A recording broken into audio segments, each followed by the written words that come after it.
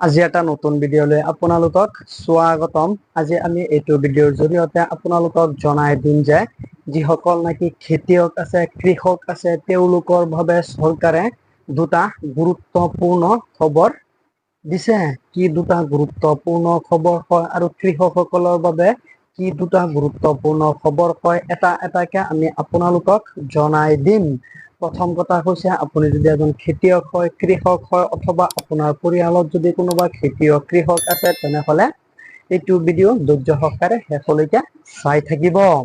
প্ৰথম কথা হৈছে, আপোনালোকে নিশ্চয় জানে যে PM কিষাণ আঁচনি, PM কিষাণ আঁচনিটোৰ বিষয়ে সকলোৱে জানে, কিন্তু ইয়াৰ উপৰিও যে কৃষকসকলৰ বাবে আৰু কিছুমান আঁচনি আছে, সেইসমূহৰ বিষয়ে বহুতে নাজানে।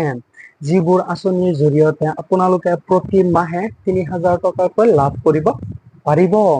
কোনটো আঁচনিৰ জৰিয়তে কৃষকসকলে, খেতিয়কসকলে প্ৰতি মাহে ৩০০০ টকাকৈ লাভ কৰিব পাৰিব আৰু কোন কোন কৃষকসকলে আবেদন কৰিব পাৰিব, সকলোবোৰ তথ্য আমি আপোনালোকক এইটো ভিডিঅ'ৰ জৰিয়তে জনাই দিম।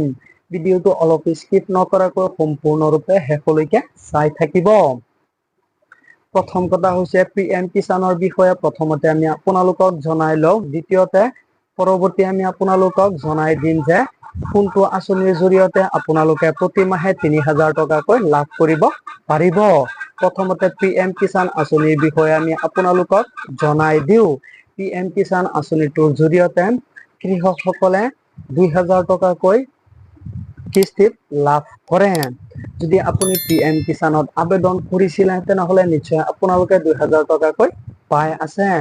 আৰু যদি PM কিষাণ আঁচনিত আপোনালোকে আবেদন কৰা নাছিলে বা আবেদন এতিয়ালৈকে কৰা নাই, তেনেহলে আপোনালোকে নতুনকৈ PM কিষাণ আঁচনিত আবেদন কৰিব পাৰিব। আৰু দ্বিতীয়টো হৈছে, যিটো আঁচনিৰ জৰিয়তে ৩০০০ টকাকৈ আপোনালোকে প্ৰতি মাহে লাভ কৰিব পাৰিব, সেইটো আঁচনিৰ নাম হৈছে প্ৰধানমন্ত্ৰী মান-ধন যোজনা। প্ৰধানমন্ত্ৰী মান-ধন যোজনা আঁচনিৰ জৰিয়তে আপোনালোকে প্ৰতি মাহে ৩০০০ টকাকৈ লাভ কৰিব পাৰিব। এই ৩০০০ টকাকৈ কোনবোৰ কৃষকসকলে, কোনসকল কৃষকে লাভ কৰিব আৰু কোনে কোনে আবেদন কৰিব পাৰিব, সকলোবোৰ তথ্য আমি আপোনালোকক এইটো ভিডিঅ'ৰ জৰিয়তে জনাই দিম। যদি আপুনি এজন কৃষক হয়, খেতিয়ক হয়, তেনেহলে এইটো ভিডিঅ'টো এটা লাইক কৰি দিব আৰু চেনেলটো ছাবস্ক্ৰাইব কৰি দিব।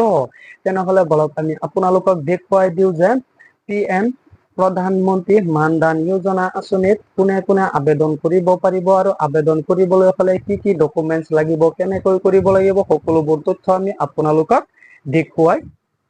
প্ৰতি মাহে ৩০০০ টকাৰ বাবে আপোনালোকে যেতিয়া আবেদন কৰিব, মান-ধন যোজনাত আবেদন কৰাৰ সময়ত অফিচিয়েলি ৱেবছাইটত আহিব লাগিব। অফিচিয়েলি ৱেবছাইটটো ক'ত পাব, ভিডিঅ'ৰ লাষ্টত আমি আপোনালোকক দেখুৱাই দিম।